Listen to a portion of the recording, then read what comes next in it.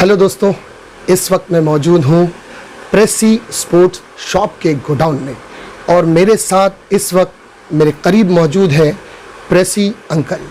दोस्तों, इससे पहले कि मैं प्रेसी अंकल से सवाल और जवाब के सिलसिले को शुरू करूं, मैं आप लोगों को ये बताना ज़रूरी समझता हूं कि प्रेसी uncle is a godfather of Maharashtra tennis cricket.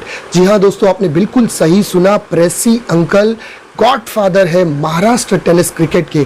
और ये एक ऐसी शख्सियत है जिनका नाम ही अपने आप में काबिलियत की दलील है। एक शेर के ज़रिए दोस्तों मैं आपको समझाना चाहूँगा कि ये अलग बात के खामोश खड़े रहते हैं, ये अलग बात के खामोश खड़े रहते हैं, फिर भी जो बड़े हैं बड़े रहते हैं। और ऐसे दरवेशों से मिलता है हमारा शिजरा जिनके जूतों में कई ताज पड़े रहते हैं। जी हाँ दोस्तों, आज ऐसी ही एक शख्सियत प्रेसी अंकल हमारे साथ मौजूद है। सर, बहुत बहुत स्वागत है सर आपका हमारे चैनल पे, और आपने अपना कीमती वक्त दिया, अपने बिजी शेड्यूल्स में हमें यहाँ पर बुलाया आपसे बातचीत करने के लिए, इसलिए हम दिल की गहराइयों से सर आपका स्वागत करते हैं। धन्यवाद आप सबका भी। प्रेसी अंकल, इससे पहले कि मैं सवाल और जवाब के सिलसिले को शुरू करूं, मैं मेरी पूरी टीम की जानिब से दिल की गहराइयों से आपका स्वागत करता हूं और आपकी जानिब अपना पहला सवाल पेश करता हूं। सर, मैं और मेरे व्यूअर्स ये जानना चाहेंगे कि आप सबसे पहले हमें ये बताइए कि आप किस फैमिली से बिलोंग करते हैं। जिस तरह से आपके नाम है, नाम को देखकर ये अंदाज़ा होता है कि आप कहीं साउथ इंडियन तो नहीं है या किसी यूपी की फैमिली से बिलोंग तो नहीं करते। आखिर कौन सी ऐसी फैमिली है जिससे आप बिलोंग करते हैं? मैं पंजाबी परिवार से बिलोंग करता हूँ और बॉर्न इन पंजाब हूँ। सर, जैसे कि पंजाबी अक्सर लोगों का नाम जब आता है तो शेर की दहाड़ ही एक कान में गूंजती है कि पंजाबी मीन्स शेर की जैसी फुर्ती रखने वाला, शेर की जैसी ताकत रखने वाला। और अक्सर हमने देखा है कि पंजाबी लोग ज़्यादातर फौज में होते हैं। तो सर, ये क्रिकेट के अंदर स्पोर्ट्स एसेसरीज़ में आपकी रुचि कैसे आई? पंजाबी फौज में भी होते हैं और भारत के अंदर या दुनिया के अंदर जो भी स्पोर्ट्स गुड्स होती है वो भी मेजॉरिटी सब पंजाबी ही बनाते हैं। ओके अंकल, हम ये भी जानना चाहेंगे कि जैसे कि आप एक पंजाबी फैमिली से बिलोंग करते हो, तो आपकी फैमिली में कोई ऐसा पर्सन था जो स्पोर्ट्स में ज़्यादा महारत रखता था और जिनको देखकर आप इंस्पायर हुए स्पोर्ट्स एक्टिविटीज़ में आने के लिए? नहीं, हमारी फैमिली में ऐसा कोई भी नहीं था जिसको हम कह सके कि वेरी गुड स्पोर्ट्समैन, जिसको देख के मैं इंस्पायर हुआ हूँ, ऐसा कुछ नहीं था। लेकिन हाँ, मैं इंस्पायर ज़रूर हुआ, वो मैं अपने पिताजी को देख के हुआ था। मेरे डैडी और मम्मी जी बहुत हार्डवर्क करते थे। अच्छा। स्पोर्ट्स की मैन्युफैक्चरिंग करते थे घर के अंदर ही। ओके। उस ज़माने में क्रिकेट ना के बराबर होता था। जी। मुंबई में क्रिकेट मतलब आज जो क्रिकेट है लेदर बॉल का, वो उस ज़माने में उसके सामने कुछ भी नहीं था। हमारे मम्मी डैडी, दोनों डैडी पूरा दिन मशीन के ऊपर बैटिंग ग्लोव्स बनाते थे या एब्डोमिनल गार्ड बनाते थे। शाम को 5 बजे माल तैयार करके मेट्रो में जा कर के शॉप को डिलीवरी देते थे। ओके। और उनका सिस्टम था रोज़ माल देना, पैसे लेना, ऑर्डर लेना, भिंडी बाज़ार जाना, वहाँ से रॉ मटेरियल परचेज करना और फिर रात को घर आ जाना। ओके। प्रेसी अंकल, जैसे कि आपका नाम बताया विजय चमनलाल नैयर है, तो इस नाम के बाद आपको प्रेसी नाम का लक़ब, यानी आज दुनिया आपको प्रेसी अंकल के नाम से पुकारती है, तो सबसे पहले ये टाइटल, प्रेसी का टाइटल आपको किस बंदे ने कह के पुकारा या कहाँ से आपको लोग प्रेसी के नाम से जानने लगे? 1985 की बात है जी। जनवरी का महीना था और हमारी जो कॉलोनी है उसका नाम है ज्वाला स्टेट। अचानक कुछ ऐसा इंसिडेंट हुआ कि उस कॉलोनी की जो एसोसिएशन थी उसका उन्होंने मेरे को सेक्रेटरी बनाया और जस्ट थोड़े दिनों के बाद में 26 जनवरी आ रही थी, तो 26 जनवरी के लिए कलेक्शन करने घर घर सेक्रेटरी जी मुझे साथ ले गए। लेकिन मैंने देखा कि यार घर में लोग 5 रुपया बाद में देते, 500 गालियाँ पहले देते हैं। तो मुझे बड़ा फील हो रहा था कि कहीं ना कहीं इसमें सेक्रेटरी की भी कोई ना कोई गलती तो है। तो बात ऐसी है। फिर ऐसे ही बैठे हुए थे उनके साथ में, सेक्रेटरी के साथ में बात कर रहे थे, तो एक मियाँ बीबी आए और उन्होंने बोला कि हमको आपका जो स्टेज है नेक्स्ट डे 26 तारीख को अपना ऑर्केस्ट्रा बुक किया हुआ था, तो आपका स्टेज हमको 1-2-3 घंटे के लिए चाहिए। तो मैंने कहा आप ऐसे कैसे कह रहे, रात को 9 बजे शो चालू होगा, 12 बजे तो वो चला जाएगा, तो 3 घंटे आपको दे देंगे, तो उसको जो पैसे दिए हुए हैं। बिल्कुल। बोला नहीं, आपका शो 9 बजे चालू करो, हमको तो शाम को 6 बजे दे दोगे तो भी चलेगा। अच्छा। जब वो मियाँ बीबी को परमिशन दे दी गई कि आप 5 बजे 6 बजे जो चाहे, लेकिन 9 बजे खाली कर देना है। ओके। तो उनको मैंने पूछ लिया कि और क्या आप कर रहे हो, तो हम बच्चों का स्पोर्ट्स का भी कुछ आइटम्स हमने रखी है, तो बच्चों से हमने 2-2 रुपये इकट्ठे किए हैं, जी। तो हम स्पोर्ट्स के प्राइजेस भी उनको देंगे। तो मैंने कहा 2-2 रुपये, तो मैंने कहा कितने पैसे इकट्ठे किए, तो कहते 150 रुपये। मैंने कहा 150 रुपये सेक्रेटरी, जनरल सेक्रेटरी जी को जमा कराइए, अच्छा। और कल आपके प्राइज डिस्ट्रीब्यूशन का सारी जिम्मेदारी अच्छा। हम पर आ गई, ओके। आप चिंता मत करो। ओके। बोले आपको ना, वो भी इतना नहीं पहले कॉलोनी 100 घर थे, हाँ। तो किसी के साथ में ज़्यादा बोलचाल नहीं पहचानते थे। आप बेफिक्र रहिए, आपके बच्चे लोग सब खुश हो जाएंगे कल रात को। जब वो नेक्स्ट डे तो ये बात फैल गई। उस वक़्त के जो 20-22 साल के बच्चे थे, 18-19 साल के बच्चे लोग थे, वो सब जमा होकर के 20-25 बच्चे लोग मेरे पास में सुबह 10 बजे आ गए। बोले अंकल जी आप सब बच्चों को गिफ्ट दोगे, प्राइज़ दोगे, तो हमारा क्या? तो मैंने कहा भाई आप भी चलो करो, क्या करना चाहते हो? बोले हम कबड्डी की मैच करा देते हो। अच्छा। आप हमको खड़े एक बैट दे देना। अच्छा। उस जमाने में प्रेसी नहीं था, अच्छा। प्रेसी का जन्म भी नहीं हुआ था। ओके। आप हमको एक क्रिकेट बैट दे देना, कोई बात नहीं, सब कबड्डी। हुआ ये कि रात होने तक तो वो सारे जितने बच्चे थे कॉलोनी के, वो सब अंकल के नज़दीक ऑटोमेटिकली हो गए। और 9 बजे जब वो ऑर्केस्ट्रा वाला 8 बजे आया, मैंने उनको कहा कि भाई जब तक ये बच्चे लोग स्टेज के नीचे नहीं उतरेंगे ना, तुझे ऊपर जाने नहीं देंगे। अच्छा। कहा नहीं मेरा तो आगे गोरेगांव में प्रोग्राम है, मतलब वहाँ चला जा, कोई फिक्र नहीं है। अरे ये बच्चे तो एकदम टैलेंटेड है सब, तो इनका शो पहले होगा, ये खत्म हो जाएगा तो बाद में तेरे को ऊपर लेंगे। बस उस रात ये हुआ कि एक तो बच्चों को उनकी ज़रूरत के हिसाब से गिफ्ट मिली, whatever things they need. Sports की चीज़ को, रैकेट हुआ या समझो बैट हुआ या छोटे बैट हुए, ये बच्चों को बहुत पसंद है ना, तो बच्चों को अच्छी गिफ्ट मिल गई। दूसरे दिन से वो बच्चे मेरे करीब आ गए, सब बच्चे मिलके करीबन 70-80 बच्चे आ गए मुझे मिलने। मैंने उनको कहा भाई आप लोग इतने टैलेंटेड हो तो आप अपने एक ज्वाला स्टेट यूथ क्लब क्यों नहीं बनाते हो? सही। देखो बड़ों के ऊपर तो लोगों को विश्वास ही नहीं है, पता है कि आपके पेरेंट्स तो एसोसिएशन को कुछ मानते ही नहीं है, और मैं नया नहीं था उस वक्त। अच्छा। मुझे लोग जानते ही नहीं थे, लेकिन आप लोगों में कुछ बात है तो आप मिलकर कुछ कर लो। तो with in 2 days Jwala state youth club नाम की एक ऑर्गेनाइजेशन बनी। उस ऑर्गेनाइजेशन में ये कहा गया था कि फी बच्चा 2 रुपया महीना। अच्छा। 2 रुपया महीना, 200 रुपये महीने की फैसिलिटीज मिलेगी। स्पोर्ट्स और एजुकेशन 100% ध्यान दिया जाएगा। आपका बच्चा एजुकेशन में भी आगे बढ़ेगा, स्पोर्ट्स में भी आगे बढ़ेगा, सिर्फ 2 रुपया देना है। आप यकीनन मान लेना 5 साल का बच्चा भी 2 रुपया लेके आ रहा है। 5 साल का बच्चा भी विदिन 24 आवर्स वो पेरेंट्स में कितने बदलाव आए। विश्वास होता है ना जब, जी, तो ऐसे विश्वास होता है। वहाँ से वो ऑर्गेनाइजेशन शुरू हो गई। कुछ दिनों के बाद में उस वक़्त के जो 20-22 साल के बच्चे थे ना, लड़के लड़कियाँ, उनको कुछ हमारे घर से मेरे बारे में कुछ जानकारी मिली थी। थोड़ा अपसेट था उन दिनों में मैं। वो मुझे अकेला नहीं छोड़ते थे, मेरे पास ही रहते थे। इवन रात तक अगर मैं कहूँ कि मनमोहन, अपना सलीम, यूसुफ, फिर अपना ये क्या नाम है सुनील,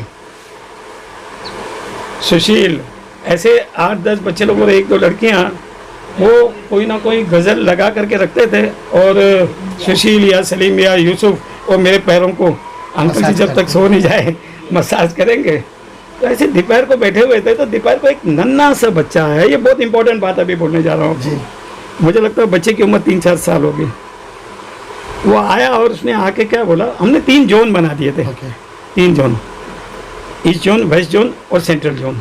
3 जोन के अलग अलग मॉनिटर्स हैं, बहुत ध्यान देते थे। उस बच्चे ने आके बोला कि उसने मुझे मारा। अच्छा। अब क्या बोला वो उस वक्त मुझे पता नहीं था, लेकिन उसने मुझे मारा। मतलब बेटा आप जाओ, मैं मॉनिटर को भेजूंगा, उसको अपन फाइन करेंगे। हाँ आप जाओ, उसको पनिशमेंट मिलेगी। वो चला गया। बच्चे जो उस वक्त मेरे साथ में थे, उन्होंने बोला अंकल इसने क्या बोला आपको? मैंने यार शिकायत ही की उसने, उसके नहीं, उसने तो कोई अद्भुत नाम से आपको पुकारा। माँ ने घर से बोला था प्रेसिडेंट अंकल को जाके, प्रेसिडेंट था मैं, यूथ क्लब का मुझे ही प्रेसिडेंट बनाया गया था, प्रेसिडेंट अंकल को जाके बोल गया। बच्चा क्योंकि छोटा था, वहाँ से यहाँ आते तक डेंट भूल गया, प्रेसी लगा दिया। प्लेची अंकल, उसने मुझे मारा। अच्छा। बच्चे जो आपकी उम्र के उस वक्त थे, उनको ये नाम इतना अच्छा लगा, बोले आज से हम लोग आपको प्रेसी अंकल ही बोलेंगे। तो ये नाम जो है ना, ये गॉडली नाम है। इस नाम ने मुझे बहुत कुछ दिया है। इस वो एक बच्चा या कॉलोनी के 70-80 बच्चे उसकी छोड़ दो, इस नाम ने लाखों बच्चों के साथ में मेरे संबंध कायम करा दिए। पूरे मुंबई, महाराष्ट्र में, गुजरात में लाखों बच्चे इस नाम की वजह से। तो वो बच्चा भगवान बन के ही मेरे पास में आया था, जिसने ना सिर्फ मेरा नाम किया, मेरे रोजी रोटी का भी जरिया कायम किया। सो दोस्तों, अंकल ने बताया कि किस तरह से एक नन्हा सा बच्चे ने आकर प्रेसिडेंट कहना था, डेंट हटाकर प्रेसी का टाइटल अंकल को दे दिया। और जब अंकल बता रहे थे तो आपने शायद गौर किया होगा, हमारी कैमरे की आंखों ने भी पकड़ा होगा कि अंकल थोड़े से भावुक हो गए थे और ज़ुबान अंकल की लड़खड़ाने लगी थी। ये निशानी होती है कि इंसान का दिल कितना साफ है। चलिए आगे बढ़ते हैं अंकल, कि आप थोड़े से भावुक भी हो गए हैं और उसी को मैं कंटिन्यू करते हुए आपसे ये पूछना चाहूँगा अंकल, जैसा कि अभी आपने बताया 55 के दशक से तो आप लाइन में आ चुके थे, तो प्रेसी का ब्रांड, जैसे अभी आपने बताया एक बच्चे ने आपको प्रेसिडेंट की जगह प्रेसी अंकल कह के पुकारा, तो प्रेसी ब्रांड कौन से सन में बना, हम ये जानना चाहेंगे। प्रेसी ब्रांड भी 1985 के अंदर ही बना। ओके। जैसे मैंने बताया कि नवरात्रि में बहुत अच्छी नवरात्रि हुई, तो उस नवरात्रि के अंदर हमारे एक मित्र गेट पे आके बैठा करते थे जी। मतलब कोई बेमतलब का बंदा अंदर ना है, उनका होल्ड भी था, घोष भाई उनका नाम है, मोहम्मदन है, मेरे बचपन के दोस्त ही थे। जी जी। तो उसी दरमियान उन्होंने मुझे एक दिन कहा कि ये सुबह नगर के अंदर ही जहाँ हमारी आज स्पोर्ट्स की दुकान है जी। उसी लाइन में एक छोटी दुकान थी उनकी, बोला मेरी दुकान तो रेंट पे ले लेना और बिजनेस स्टार्ट कर दे रहा है स्पोर्ट्स का। तो मैंने उनका मेरा तो होलसेल का काम है कोर्स, मैं ये रिटेल लाइन में नहीं आऊँगा। लेकिन जो बच्चे मेरे साथ में थे उन्होंने बोला नहीं अंकल आपको दुकान चालू करनी है, हमारे कॉलेज के दोस्त भी पूछते हैं तो हम सबको लेके आएंगे तो आपका अच्छा बिजनेस चलेगा, आप दुकान चालू करो। बहुत जिद की, बच्चों की बात मानता था, अपनों की बात मानता था, शुरू से एक आदत है। आखिर वो दुकान ले ली, तो दुकान का नाम क्या रखना है, तो दुकान का नाम प्रेसी रखना है। अच्छा। ये वो बच्चों की बात थी। ओके। जो हमारे कॉलोनी के बच्चे थे कि दुकान का नाम प्रेसी रखना है। अब सवाल है कि प्रेसी ब्रांड उस वक्त तो दिमाग में भी नहीं था, उस वक्त टेनिस क्रिकेट ऐसा कोई दिमाग में नहीं था। लेकिन एक 4-5 दिन पहले हमारा कजिन ब्रदर छोटा, वो मुझे आके कहता है कि अपनी दुकान की ओपनिंग के ऊपर यहाँ बोरेली में टेनिस क्रिकेट का एकदम नंबर 1 प्लेयर रहता है, दीपक शाह उनका नाम है। ओके। नर्मदा अर्जुन के लिए, नर्मदा अर्जुन का कैप्टन है, आप उनको ओपनिंग पे बुलाओ। तो मैंने कहा भाई बुला के लाओ बच्चे को, बुला के लाया, बच्चा आ गया। मैंने उसको पूछा तो कहता है अंकल मैं नहीं आऊँगा, पूरी टीम आएगी, लेकिन हम आएंगे शाम को। अच्छा। क्योंकि पूरा दिन संडे का दिन है तो हमारी मैचेस होती है, तो हम शाम के वक्त में ना हमारे स्पॉन्सर को भी लेके आऊँगा, सबको लेके आऊँगा, दुकान में हम लोग सब आएंगे। ओके, नक्की हो गया। अभी फ्राइडे का दिन था और संडे दुकान की ओपनिंग थी और काम बहुत ज़ोरदार शुरू था दुकान को। तो मैं एक साइड में जहाँ ग्लास रखे हुए थे बड़े बड़े, तो वहाँ देखने के लिए वहाँ बैठा हुआ था स्टूल के ऊपर। तो पंजाब से हमारे एक व्यापारी, जिनका मैं कभी सोल डिस्ट्रीब्यूटर होता था मुंबई के लिए, अच्छा। उस ब्रांड का नाम था SLB। उसको पूरे मुंबई में पॉपुलर मैंने किया था। अच्छा। हाँ, पूरे मुंबई में पॉपुलर, मेरा होलसेल का काम था, नंबर 1, मतलब हमने खेला है। कार्टून के कार्टून माल मेरा बिकता था उस टाइम पे। तो कुछ वजह हो गई, मेरा टाइम सही नहीं था, तो मेरी वो जो उनके साथ में डीलरशिप थी वो कैंसिल हो चुकी हुई थी। अच्छा। तो वो मेरे को मिलने आए और मुझे कहते हैं कि भाई संडे तूने ओपनिंग की बात कही हुई है मार्केट में, तो तेरी दुकान को देख के तो यार ऐसा लगता नहीं है कि ये दुकान अगले 15 दिन तक खुलेगी। तो मैंने कहा भाई बात ऐसी है तिलक राज, अगर आप यहाँ हो तो संडे को आ जाना, अच्छा मुँह मीठा कर लेना, आगे तेरी मर्जी। तो बोला भाई बात ऐसी है, तो अब तू रिटेल की दुकान खोल रहा है, अब तू होलसेल नहीं, ये रिटेल की शॉप। हाँ जी। अब SLB के बैट के बिना तो मुंबई की कोई दुकान आज की तारीख में चल ही नहीं सकती है। तो भाई ये आपने क्या कह दिया। मैं कहा चलो एक काम करना, ये सवाल आप अपने पिताजी को जाके पूछना। अच्छा। कि बॉम्बे में विजय भाई से, ये उनको विजय भाई से ये सवाल कर किया मैंने। लेकिन मैं आज आपको बताता हूँ, आने वाले दिनों में ये सब चेंज कर दूंगा। उस वक्त भी प्रेसी ब्रांड चालू होने जा रहा है, ये कुछ नॉलेज नहीं नॉलेज थी। लेकिन उसको मैंने जवाब दिया कि अगर मैं आपका नाम कर सकता हूँ तो अपना भी नाम, बिल्कुल सही बात है। ठीक है, वक्त बीत गया, दुकान खुल गई। देखो उन दिनों में मेरा हाथ बहुत टाइट था, मेरी कुछ मजबूरियाँ थी, मेरा हाथ बहुत टाइट था, दिल बहुत बड़ा था। अच्छा। लेकिन फाइनेंशियली बहुत कमज़ोर था।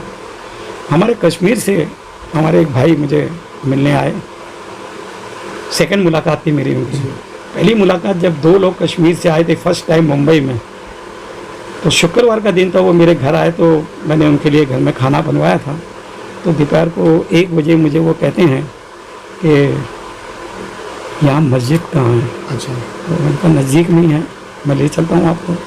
तो क्या काम है, बोले नमाज़ पढ़नी है, तो मैं ले चलता हूँ। अचानक मैंने उनसे पूछ लिया, वो नमाज आप यहाँ नहीं कर सकते? अच्छा। घर में मेरे, तो कर तो सकते, लेकिन आप हिंदू हो। मेरा उससे क्या फ़र्क पड़ता है, मैं हिंदू, आप मतलब उससे कोई फ़र्क नहीं पड़ता। आपने ईश्वर को याद करना है और यहाँ बैठ के याद कर सकते हो, तो मुझे कोई एतराज़ नहीं है।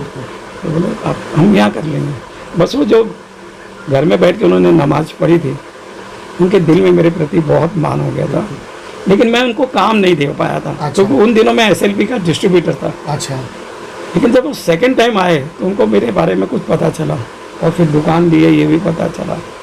वो जब मुझे मिलने आए तो उन्होंने मुझे, देखो आज आपको बहुत अच्छा लगेगा सुन के, तो उन्होंने मुझसे कहा कि आप बैट मंगाओ और अपना बैट बेचो टेनिस का। अच्छा।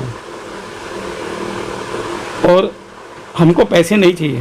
मतलब मैं समझा नहीं अकरम भाई, आपने कहा था बैट मंगाऊं, बैट बेचूं, व्यापारियों को दूसरों को पैसा दूं, आपको नहीं दूं, और मैं आ गया हूं, और आपकी गाड़ी कैसे चलेगी? फिर आप उसकी फिक्र मत करो, घर में खेती बहुत है, धान बहुत निकलता है, कोई चीज़ की कमी नहीं है, टूरिस्ट वहाँ बहुत आता है। अच्छा। माल बिकता है, हमारी गाड़ी रुकने वाली नहीं है। लेकिन आपको हम माल बना के भेजेंगे और अच्छा माल बना के देंगे। मुझे नहीं लगता कि हिंदुस्तान के अंदर किसी भी शॉपकीपर के साथ में या बिजनेस कंसर्न में किसी व्यापारी ने किसी से इस तरह की बात की हो। जी बिल्कुल सही बात है। कि माल हम देंगे, हमारा माल बेच के आप दूसरों का पैसा चुकाना। अच्छा। दूसरों का पैसा चुकाना, ये बहुत बड़ा शब्द है, बड़ी बात है, बहुत बड़ा शब्द है। बहुत बड़ा ट्रस्ट किया आप पर। हाँ, और लो जी काम शुरू हो गया। अचानक वो दीपक शाह का आना जाना हमारी दुकान पे हो गया हुआ था। तो उसने बोला अंकल आप अपना ब्रांड चालू करो ना। तो मैंने कहा अच्छा भाई कर लेते हैं। तो कैसे करें? तो बोले प्रेसी का ब्रांड चालू करो। ठीक है, धीरे धीरे प्रेसी के सब लेबलिंग वगैरह तैयार किया। उसी दिनों दीपक शाह ने बोला कि यहाँ नज़दीक में एक टूर्नामेंट हो रही है, आप प्रेसी के नाम से एंट्री डालो। अच्छा। और मैं उस टीम को लीड करूँगा। अच्छा। अब मज़े की बात यह थी कि प्रेसी को लीड वो दीपक शाह कर रहे हैं, उन्होंने ही साइड बनाई है, और नर्मदा अर्जुन भी उस टूर्नामेंट में पार्टिसिपेट कर रही है। तो मुझे अच्छा नहीं लगा। मैंने उनके जो भी स्पॉन्सर थे भूपेंद्र केनी जी, मैंने उनसे कहा कि मेरे को अच्छा नहीं लग रहा है कि दीपक शाह आपका कैप्टन है, और वो आप फिक्र मत करो, फिक्र मत करो, बस टूर्नामेंट होने दो, ज़रा भी चिंता मत करो अंकल आप। दीपक शाह ने जो साइड मंगाई थी वो शशि ब्राइट की साइड मंगाई थी। अच्छा। दादर से। तो उस वक्त मेरे पास ही बैट्समैन एक बैठा हुआ था, उदय नाबर। उदय नाबर अभी तो वो गांव में हैं, बहुत अच्छे बैट्समैन थे, बहुत अच्छे ऑलराउंडर, बॉलिंग भी बहुत अच्छी, बैटिंग भी बहुत अच्छी, बहुत ज़बरदस्त लड़का। मेरे पास बैठा हुआ था। तो मैंने जो उसका बैट देखा ना, तो उसके बैट का हैंडल जो है ना जी इतना सा था, छोटा हैंडल, छोटा सा हैंडल। तो मैंने उनसे पूछा, मैंने कहा भाई दीपक अपना नाबर, इतने छोटे से बैट से आप कैसे खेलते हो? मतलब आप भी देख लेना। अंकल ग्राउंड पे जाऊंगा तो पता चल जाएगा आपको। साहब उसने तो रात को बड़े ज़बरदस्त टोले मारे। मैंने उससे कहा कि उदय ये बैट मैं ले लूँ थोड़े दिनों के लिए। मैंने वो बैट उससे ले लिया। देखो माता मेरा एकदम क्विक डिसीजन लेता हूँ। मेरे माता ने कहा कि ये this is the best bat will be in tennis cricket. ऐसा ही बैट अपन बनाएंगे। मैंने वो बैट भेज दिया अपने मैन्युफैक्चर को कश्मीर में। मुझे वो कहते हैं कि आप पागल हो गए हो, ये तो 5 नंबर का हैंडल है। अच्छा, ये फुल साइज के बैट में डालेंगे तो कैसे चलेगी, ये तो सिस्टम में भी नहीं है। मैंने कहा आप सिस्टम की बात छोड़ दो, मैंने जब बोला वही फॉलो करो। यही थिकनेस उसकी फुल साइज की रहेगी लेकिन साइज उसकी 5 नंबर की रहेगी। और हाँ आप ये बैट बनाइए। साहब वो बैट बनने लगा और वो बैट ने जो फिर मुंबई में नाम किया है, ये नाम के बारे में आपको बहुत खुशी होगी जान के। क्या कभी किसी ने सोचा होगा कि कोई रिटेल की शॉप में जाके आपको एक महीना पहले एडवांस पेमेंट करनी पड़ती है बैट के लिए, और जब आपको फ़ोन आता है कि आपका बैट आ गया आप कल आ सकते हैं, तो उसके लिए भी 12-12 घंटे आपको रात को वेट करना पड़ता है आपके नंबर के लिए। लड़का कहता है अंकल मैं पनवेल से आया हूँ, 3 बज गए हैं, प्लीज़ आप मुझे बैट दे दो तो मैं जल्दी निकल जाऊँगा। मैं कहता भाई महबूब भाई आप कहाँ से आए हो? ये कहते मैं पेन से आया हुआ हूँ। मैं तुम्हारा रिसीप्ट नंबर कितना है? तो आपके रिसीप्ट नंबर से उसका रिसीप्ट नंबर 20 नंबर पहले है। अच्छा, तो मैंने कहा बेटे स्टेशन जाके फिर नाश्ता वास्ता करके आ दूँगा तो मैं लाइन से ही। अंकल मुझे एक बैट और मिलेगा? मतलब मिल जाएगा। एक्स्ट्रा बैट होते थे जब किसी को अगर एक आध बैट एक्स्ट्रा चाहिए तो उनको देते थे। एडवांस बुकिंग के अंदर बैट बेचना बिना देखे एडवांस पैसे लेके पूरे वर्ल्ड में कोई और शॉपकीपर नहीं होगा। बिल्कुल, ये श्रेय भी ईश्वर ने देखो हम निमित्त हैं। बिल्कुल सर, हम कुछ भी नहीं है। बिल्कुल, जो भी है वो बच्चा भी गॉड था। और हम आज भी कहते हैं ईश्वर ने कुछ ऐसा श्रेय दे दिया था कि एडवांस बुकिंग के ऊपर प्रेसी के बैट बिकते हैं। ये बहुत बड़ी बात थी। सो अंकल अभी जैसा आपने बताया कि प्रेसी का ब्रांड कैसे वजूद में आया, लेकिन अंकल आज का जो एक ट्रेंड चला हुआ है कि आज कोई भी इंसान या कोई भी आदमी थोड़ा सा बड़ा क्रिकेटर बन जाता है तो वो अपने नाम का एक ब्रांड बना लेता है। एज अ बैट वो कश्मीर से मंगा लेता है, उस पर अपना टैग लगाता है और उसको प्रमोट करने के लिए वो किसी ना किसी टेनिस के प्लेयर को अपना ब्रांड एम्बेसडर बनाता है ताकि वो उसका बैट लेकर उसके टी शर्ट ट्रैक्स पहनकर कोई भी इवेंट कोई टूर्नामेंट खेले ताकि लोग उस के टी शर्ट पर या उसके बैट पर जो लोगो लगा है उस ब्रांड को पहचान सके। तो इन शॉर्ट वो ब्रांड एम्बेसडर बनाते थे। तो क्या प्रेसी ने भी जब लॉन्च होने के बाद 95 में बनने के बाद 95 के बाद 85 में तो प्रेसी ने कभी किसी टीम के प्लेयर्स को अपना ब्रांड एम्बेसडर बनाया है? तो वो अगर बनाया था तो वो कौन था? बनाया था ना, देखो सबसे पहले तो दीपक शाह जी, दीपक शाह नर्मदा अर्जुन के जो थे वो हमारे ब्रांड एम्बेसडर थे। उसके बाद में अपना शशि ब्राइट के अच्छा, उदय नाबर ओके, ब्रांड एम्बेसडर थे। नर्मदा अपना मैचलेस के संतनु गायचोर और उमेश मांजरेकर, ये दोनों ब्रांड एम्बेसडर थे। और तिलक चौक के जी अपना विवेक कदम अच्छा और शेखर अंबेडकर, ये 5 मेरे ब्रांड एम्बेसडर हुआ करते थे। बाद में एक आध नाम और बड़ा होगा लेकिन ये 5 पहले शुरू में ब्रांड। हमारे बैट के स्टिकर के ऊपर उनके नाम आते थे, स्टिकर के ऊपर ना उनके बाकायदा नाम आते थे। अच्छा, हाँ, मैं स्टिकर की इतनी क्वांटिटी अपने पास रखता था। कस्टमर बोलता था ये नाम का लगा दो स्टिकर, तो मैं वो नाम का लगा के दे देता था। जैसे भी गोल्ड ही है तो नीचे उसका नाम चाहिए तो उसका, और पूरा स्टिकर के अंदर ही अलग से नाम नहीं है, उनका ही नाम। क्वांटिटी हाँ, मतलब मेरे को एक्सपेंसेस बहुत होते थे जी, लेकिन वो अलग से टिकड़ी लगाने वाला काम नहीं, बिल्कुल स्टिकर ही नया लगाओ। उदय नाबर का तो उदय नाबर वाला बैट उसको दे दो। अच्छा, तो हमने भी उस वक्त जो अच्छे क्रिकेटर थे वो अच्छे क्रिकेटर क्या थे, वैसे तो मुंबई के या मुंबई के बाहर के हजारों क्रिकेटर शायद मुझे आज भी अपने डैडी से कम नहीं समझते। बिल्कुल, इतना मान करते हैं, डैडी की जगह ही मुझे रखते होंगे। और ये जो भी बच्चे थे इन्होंने कभी मुझसे 1 रुपया मांगा नहीं है।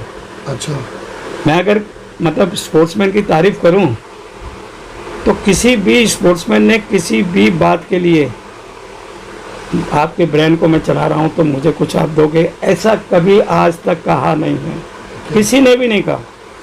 अपनी तरफ से हमने किसी को कुछ किया होगा वो विषय अलग हो सकता है, जी बिल्कुल, खुशी में हमने कुछ किया होगा विषय अलग हो सकता है, बाकी किसी ने मेरे से कभी कोई चीज़ मांगी नहीं थी। अंकल, जैसे कि 90 के दशक में प्रेसी एक बहुत बड़ा ब्रांड बन के उभर चुका था और लोग उस बैट के साथ खेलना या प्रेसी का टी शर्ट पहन के खेलना एक बहुत बड़ा अचीवमेंट समझते थे। लेकिन अंकल कि कहीं ना कहीं 90 के दशक के बाद जब आप देखोगे कि कोई अच्छा प्लेयर अगर अच्छा परफॉर्म करता था और उसके पास उतनी कैपेबिलिटी नहीं है कि वो प्रेसी के बैट्स ले सके या प्रेसी के टी शर्ट्स ले सके, तो हमने ये सुना था कि प्रेसी अंकल ऐसा दिल बड़ा कर कर उस बच्चे तक पहुंचते थे या किसी न किसी के ज़रिए वहां तक जाकर उस बच्चे को आप डोनेट करते थे, बैट हो गया, टी शर्ट ट्रैक्ट हो गया। तो ये बात में क्या सच्चाई है सर? ऐसे बहुत इंसिडेंट हैं, कितने इंसिडेंट गिनाऊंगा, ऐसे बहुत से इंसिडेंट्स हैं। मैं आपको 2-4 सीन बता सकता हूँ। जी जी। एक बार मैं बाहर से आ रहा था तो एक हैंडीकैप लड़का, ओके, फुल्ली हैंडीकैप लड़का, उनके साथ एक लड़की थी, तो एक बैट लिया हुआ था उसने और बैट लेके वो बाहर की ओर चला जा रहा था। तो मैंने उनको रोका, मैंने कहा बेटे रुको, मुझे नहीं जानता था वो कौन है। बोले क्या है? मैं बोला ये बैट आपने लिया, किसके लिए लिया? हमारे लिए लिया।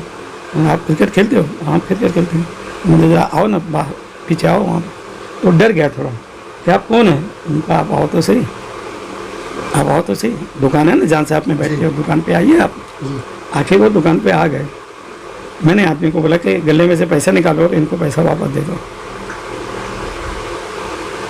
मैंने देखा कि ग्रैंड रोड से, चन्नी रोड से, अच्छा, चन्नी रोड से एक बच्चा इतना हैंडीकैप वो बोरेली तक आता है और बैट लेके बेचारा जा रहा है और वो फुल्ली हैंडीकैप है। तो मन ने कहा कि इससे पैसा तो नहीं लूँगा। उसको बिठाया, उसके लिए चाय वगैरह सब बनवाया, नाश्ता बनवाया, चाय नाश्ता सब दिया। तो मुझे वो बच्चा कहता है अंकल हम हैंडीकैप क्रिकेट की भी टीम है मुंबई की। अच्छा, हैंडीकैप क्रिकेट है मुंबई का, अगर आप कहो तो एक अपन प्रेसी की एंट्री डालेंगे उसमें। अच्छा, तो मैंने कहा भाई मुझे तो पता नहीं है, मेरे तो कोई इतने बच्चे गए, उसकी चिंता आप मत करो। अशोक उसका नाम था, अशोक गोले, मेरे ख्याल से नाम उसका अशोक गोले ही था। बोले उसकी फिक्र आप मत करो, टीम मैं बनाऊंगा और आप देखना कि मुंबई की हैंडीकैप क्रिकेट के अंदर भी आधी टीम मुंबई प्रेसी की होगी, प्रेसी की सिलेक्शन होगा उस दिन। तो आधे उस वक्त वाडेकर जी अच्छा अध्यक्ष थे। मैंने कहा कोई बात नहीं साहब, उसने टीम बना दिया। ऐसे सीन चलते रहे और प्रेसी की हैंडीकैप टीम भी बन गई। अब आप देखिए कि ऐसे कई टाइम ऐसा होता था कि आप सुबह सुबह आते थे मेरे पास में और मुझे कहते थे कि अंकल टूर्नामेंट चालू है और अचानक बॉल शनिवार को कम पड़ गए और अभी मेरे खिस्से में पैसे नहीं हैं। अच्छा, तो क्या आप मुझे 1 डजन बॉल दे सकते हो? मैं आपको पैसे दे जाऊंगा। मैं सब सोचता था और आदमी को बोलता था थैली में 1 डजन बॉल डाल के दो, बेटा स्कोर बुक है, बेटा बेल्स है, कुछ और सामान चाहिए। एक फिर वहाँ से दूर से आएगा तो अभी बोलते नहीं अंकल खाली बॉल दे दो, या कभी बोल अंकल हाँ स्कोर बुक भी एक चाहिए, अंकल स्कोर बुक भी डाल दें। फिर वो बच्चा 4 दिन बाद आया या 5 दिन, वो बच्चों को कह देता था ज़िंदगी में एक बात याद रखना, तूने कुछ मेरे को देना नहीं है, ये मैं सोच के तुझे दे रहा हूँ, तेरा अंकल हूँ, कुछ भी चाहिए तो दुकान में ज़रूर आना, ये सोच के मुझसे दूर ना होना कि अंकल पैसे मांगेंगे। तेरे पास हो बेटा तो दे देना, नहीं हो तो कोई चिंता नहीं है, लेकिन मेरा तेरा जो रिश्ता है ना वो कभी जाने मत देना। आज भी आपको एक इंसिडेंट बताता हूँ। हम जिस सोसाइटी में रहते हैं ना वो सोसाइटी डेवलपमेंट में गई हुई है। तो उसके जो बिल्डर हैं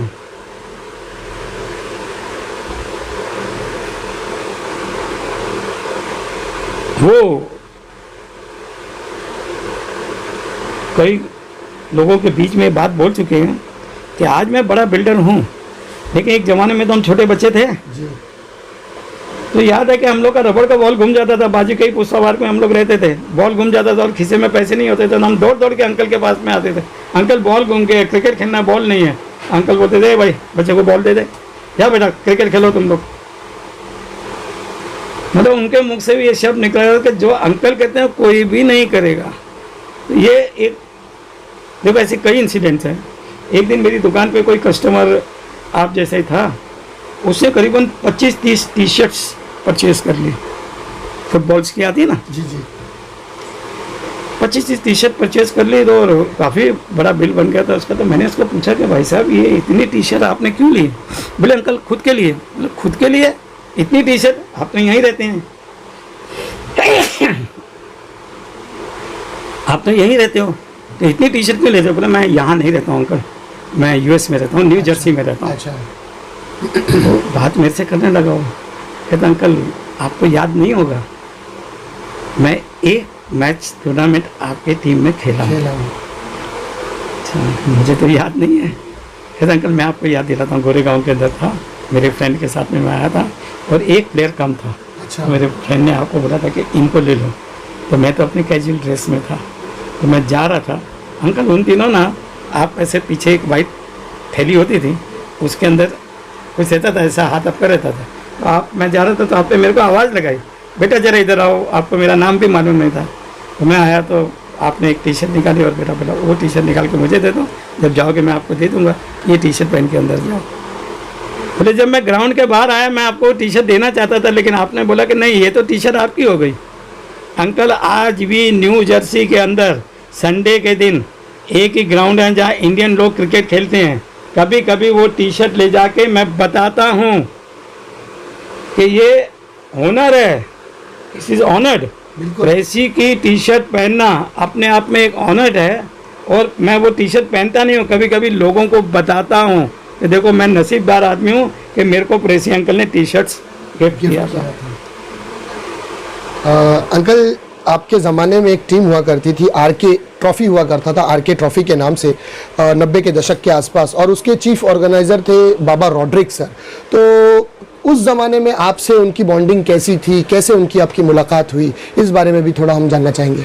बाबा रॉड्रिक्स को भी प्रेसी अंकल के बारे में तो मालूम था जी, लेकिन मैं अगर ये कहूँ कि रूबहू हमारा कोई रिलेशन था तो ऐसा कुछ भी नहीं था जी।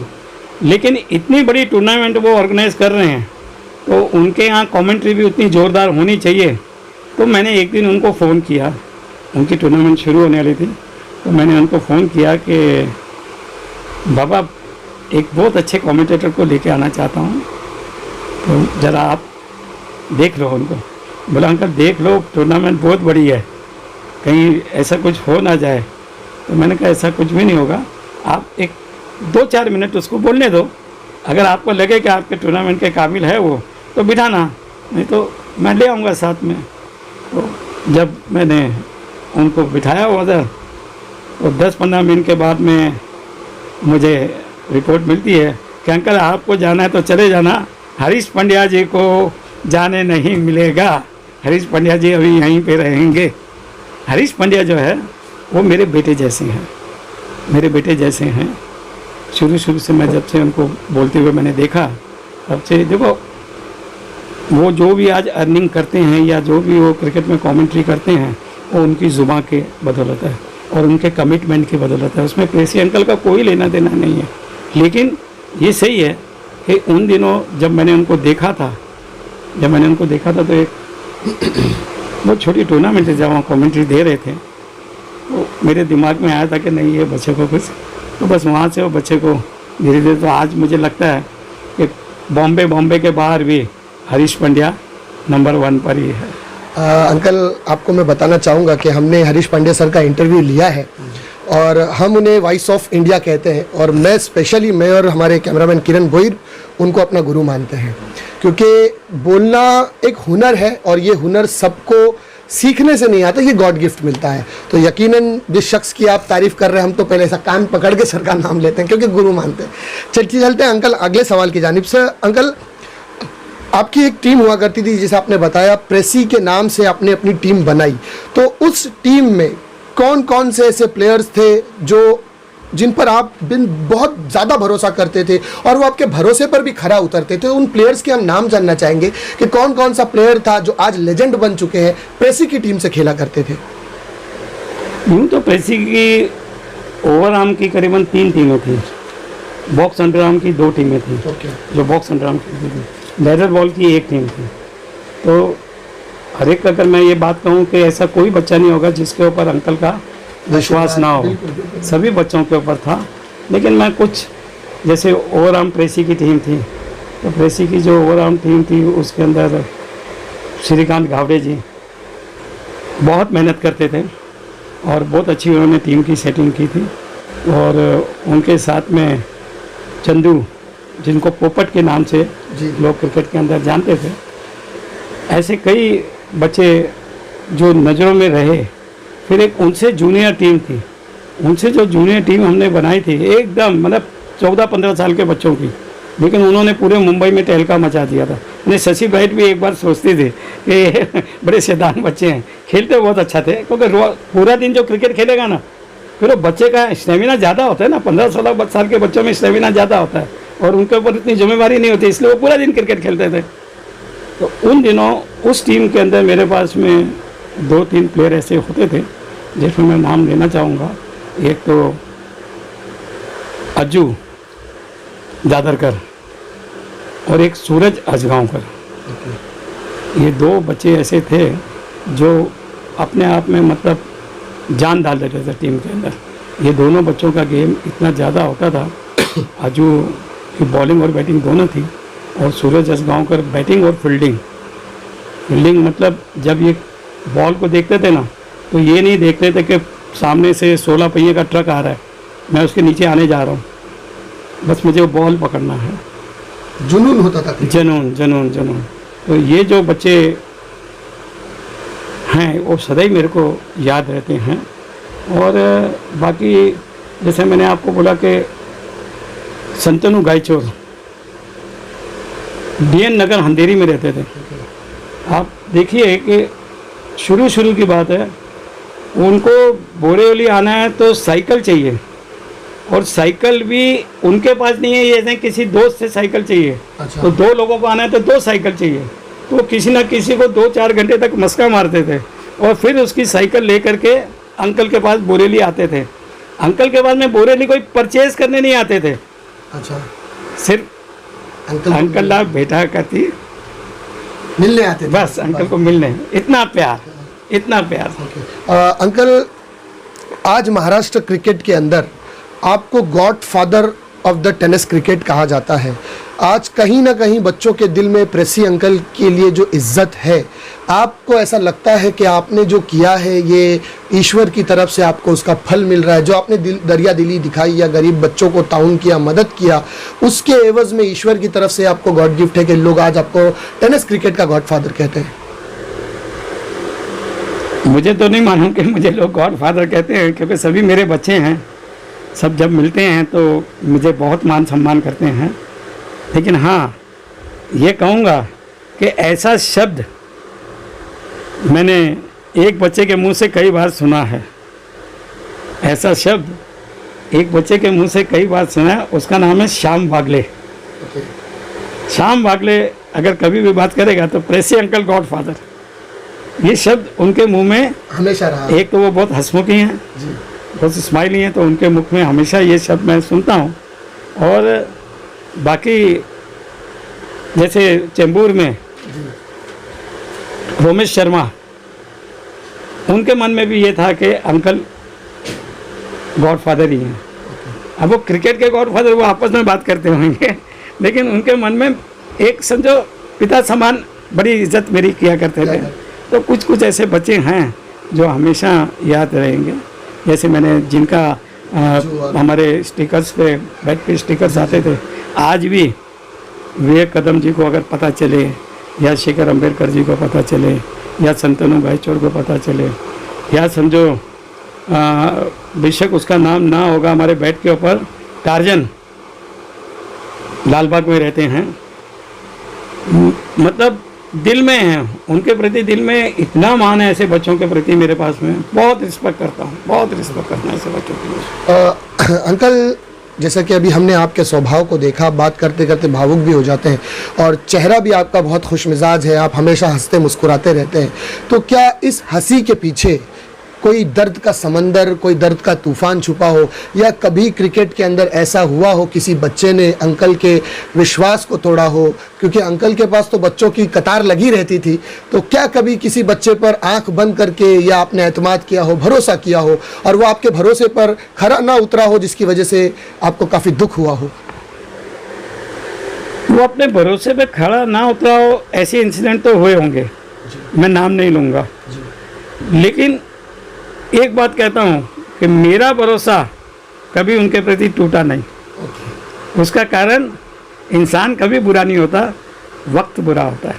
बिल्कुल, तो उन बच्चों का वक्त बुरा था, इसलिए ज़रूर उन्होंने जो भरोसा तोड़ने वाली बात है, मैं कहता हूँ ना भरोसा नहीं तोड़ा, वो मेरा वक्त वैसा था, तो मेरे साथ में ईश्वर ने वो समय निकालना था ऐसा।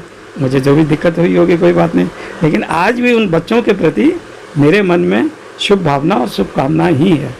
अंकल, 90 के दशक में जिस लेवल पे प्रेसी का ब्रांड था, और देखते ही देखते जब 98, 99 का दौर आने लगा, तो कहीं ना कहीं प्रेसी गुमनामी के अंधेरे की तरफ जाने लगा। और आज 2021 में आप देखते हैं, हम भी देख रहे हैं कि जितने नए बच्चे आज क्रिकेट खेल रहे हैं, ये अलग अलग ब्रांड में खेलते हैं। तो प्रेसी क्या वजह है कि आज उन बच्चों तक नहीं पहुंच पाई? क्या आपका मार्केटिंग लेवल कम हो गया है, या प्रमोशन नहीं कर पा रहे हैं? क्या वजह थी कि प्रेसी आज गुमनामी में कहीं अंधेरे में छुपा हुआ जा रहा है सर? ताकि जैसे आपने कहा कि 97, 98 उन्हीं दिनों मैं राजनीति के अंदर स्टेप किया था। और देखो, कल का तक इसको पता नहीं होता। बिल्कुल बिल्कुल अंकल। लेकिन मेरा जो समय बच्चों के बीच में निकलता था पूरा दिन, मतलब पूरा दिन अगर 20-25 बच्चे मेरे पास में बाहर बैठे रहे, बाहर मुझे डिस्टर्ब ही नहीं करते थे, मैं कस्टमर के साथ में बीच में, तो वो बाहर बैठे रहते थे, चाय आती रहती थी, चाय नाश्ता करते रहते थे, कोई चिंता नहीं, सब कुछ चल रहा है। लेकिन वो जो मेरे लिए आते थे बच्चे, उनको प्रेसी अंकल के पास जाना है, वो जब प्रेसी अंकल को मिलने आते थे, प्रेसी अंकल उनको नहीं मिलते थे, तो वो ज़रा उनके मन में मायूसी आने लगी थी। और आदत थी कि जहाँ भी खड़े होंगे अपना 100% देंगे। तो मैं राजनीति में चला गया, तो मैंने राजनीति में जितने साल निकाले, करीबन 20 साल मैंने राजनीति में निकाले हैं, अपना 100% ही दिया है। और मुझे इस बात का मलाल नहीं है, इस बात का कोई मलाल नहीं कि मेरा बिजनेस उस वक़्त क्या था और आज क्या है, ना जरा भी मलाल नहीं है। इस बात की खुशी है कि 20 साल जिस आदमी के साथ में मैं रहा हूँ, वो आदमी पब्लिक के लिए नंबर 1। देखो, जनप्रतिनिधि आप जहाँ भी रहते होंगे, आप जिस भी चुनाव में किसी को भी वोट देते होंगे, ये उम्मीद रख के वोट देते होंगे कि कल उठ के जब कभी मुझे कोई समय आएगा और मैं अपने जनप्रतिनिधि के पास में जाऊँगा, बराबर सेवक ही होते हैं ना वो, बिल्कुल बिल्कुल। तो जब मैं उनके पास में जाऊँगा तो वो मेरा काम करके देंगे, मुझे ना नहीं करेंगे। तो मैंने जिनके साथ में अपना समय निकाला, मैंने ये एक्सपीरियंस किया उनके साथ में कि सिर्फ उनके एरिया के लोग नहीं, बाहर के एरिया के लोग भी उनके पास में आए होंगे, तो 100% उन्होंने उनका काम किया होगा। इसलिए मेरे को 20 साल निकलते हुए मुझे ज़रा भी अपने आप में मलाल नहीं है। मुझे इस बात की खुशी है कि ये 20 साल के अंदर आपको कभी समय मिले तो कोईसर जिमखाना 10 एकड़ के अंदर बना है। और उन दिनों गोपाल शेट्टी जी का एक सपना था, और उन्होंने मुझे अपने दिल की बात ये बताई थी कि अंकल ऐसा ऐसा प्लॉट है, अभी तो छोटा है लेकिन बाद में बड़ा हो जाएगा, तो आप अगर वहाँ पर सहयोग देंगे तो एक दिन बहुत अच्छी ऑर्गेनाइजेशन बनेगी। 10 एकड़ के अंदर कोईसर जिमखाना बना हुआ है, अपने आप में नंबर 1 है। आपको कभी भी टाइम मिले तो आप देख सकते हो जा करके, बहुत अच्छा है। और वो गोपाल शेट्टी जी बहुत कम खर्चे में पेरेंट्स को, बच्चों को बहुत कम खर्चे में वहाँ पर सब चीज़ सिखाई जाती है।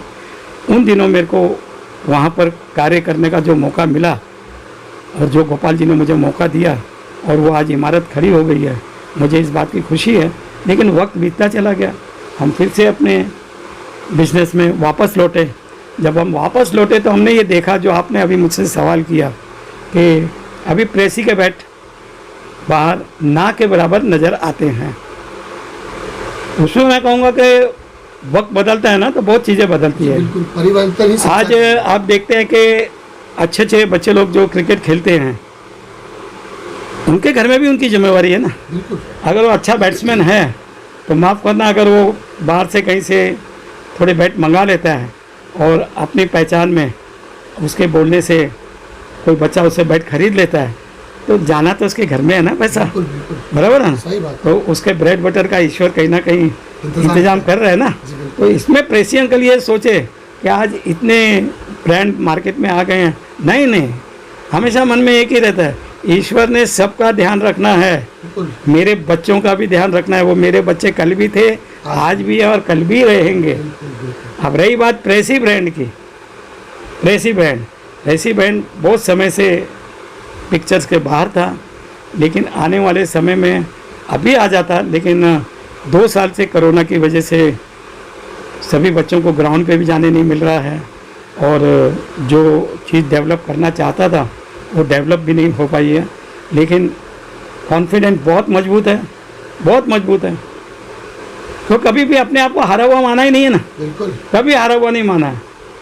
बस ये है कि अभी आ गया हूँ तो फिर उसको बैट को डेवलप करेंगे।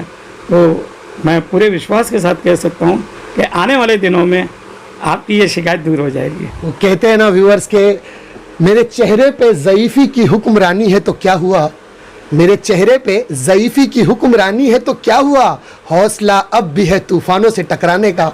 तो अंकल इसी हौसलों के साथ फिर मैदान में और मार्केट में उतरे हैं प्रेसी को फिर से वापस उसी पोजीशन पे लाने के लिए। अंकल बस 1-2 सवाल और आपसे पूछूंगा।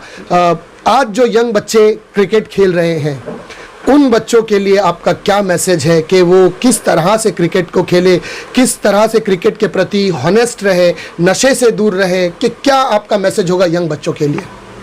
देखो, हर बच्चे के लिए नशे से दूर रहना ये मेरी उनके प्रति प्रार्थना है कि बेटा अगर आप अच्छा खेलते हो तो नशे से दूर रहना। आप अपने आपको जो भी पैसे ईश्वर दे रहा है, जो भी इनकम आपको हो रही है वो आपको नहीं हो रही है, वो आपके परिवार को हो रही है। मत सोचना कि आप वहाँ पर ग्राउंड में अच्छा स्कोर कर रहे हो, वो उनकी नसीब की वजह से आप कर रहे हो। बिल्कुल, बिल्कुल। तो इसलिए आप अपना मेहनत का पैसा पूरा दिन धूप के अंदर ग्राउंड में क्रिकेट खेलते हो, आप अपने मेहनत के पैसों को कभी वेस्ट नहीं करना। लेकिन रही बात विश्वास की, बच्चों पे अंकल का विश्वास कल भी था, आज भी है। बच्चे चाहे कोई भी होने दो, अगर वो अच्छा खेलते हैं तो मैं कल भी उनको आशीर्वाद देता था, आज भी दूंगा। अगर कोई बच्चा ऐसा होगा जो नीडफुल होगा, अंकल ने कल भी सपोर्ट किया था तो अंकल आज भी करेंगे। उन बच्चों से क्या मेरी नाराज़गी होगी भाई, मैं आज भी उन बच्चों को सपोर्ट करूंगा। अंकल, हमारे चैनल के माध्यम से हमारे व्यूवर्स को आप क्या मैसेज देना चाहेंगे? मैं सुनने वाले सभी लोगों से मेरी प्रार्थना है कि इस चैनल को आप अधिक से अधिक लाइक करना। लाइक इसलिए करना कि प्रेसी अंकल का इंटरव्यू इससे पहले 3-4 चैनल सोच रहे थे, लेकिन इस चैनल ने आज आके अगर मेरा इंटरव्यू लिया है तो जो बात मैंने बच्चों के लिए कही कि आपका मुकद्दर नहीं, वो आपके घर वालों का मुकद्दर है, तो इनके घर के मुकद्दर की वजह से ये आज हुआ है। और इस चैनल को जितना भी आप लाइक करेंगे, बस अंकल को लाइक करते हो ये सोच के लाइक करना। दोस्तों, ये थे प्रेसी अंकल, जिनकी तारीफ करना उगते हुए सूरज को दिया दिखाने के मानिंद है। एक ऐसा सीधा साधा इंसान जिसने अपनी ज़िंदगी में अपने माँ बाप को स्ट्रगल करते देखा और अपने माँ बाप से इंस्पायर होकर अपने उन्हीं के बिज़नेस में अपना पूरा योगदान दिया और देखते ही देखते एक छोटे से स्पोर्ट्स के शॉप को इतना बड़ा ब्रांड बनाया कि लोग इनके बैट्स के साथ खेलने के लिए अपने आप में हॉनर समझते थे, एक सौभाग्य समझते थे, अपने लिए बहुत बड़ी बात समझते थे कि हम प्रेसी के बैट से खेल रहे हैं। लेकिन आज कहीं ना कहीं प्रेसी गुमनामी के अंधेरे में नज़र आ रहा है। तो अंकल ने ये वादा किया है कि आने वाले वक्त में जिस तरह प्रेसी का बैट एक उरूज पर था, बिल्कुल उसी तरह आने वाले वक्त में आने वाला वक्त बताएगा कि मैं जितनी मेहनत पहले करता था इस वक्त में भी वही मेहनत करके इस ब्रांड को उस लेवल तक पहुंचाने का जिम्मा अंकल ने अभी लिया है। और मैंने शेर भी कहा था कि मेरे चेहरे पे ज़ईफ़ी की हुक्मरानी है तो क्या हुआ, हौसला अब भी है तूफ़ानों से टकराने का। अंकल के बातों से महसूस होता है कि इनके अंदर वो जज्बा, वो जुनून अभी भी बाकी है जो आज से 30-35 साल 40 साल पहले हुआ करता था। अंकल बहुत बहुत शुक्रिया अदा करते हैं, आपने अपना बिजी शेड्यूल में अपना कीमती वक्त निकाल कर हम लोगों को टाइम दिया और हम यहाँ पर आए आपका इंटरव्यू लेने के लिए। बहुत बहुत शुक्रिया। तो बहुत बहुत शुक्रिया। चलते हैं अभी इसके बाद। बहुत बहुत शुक्रिया दोस्तों।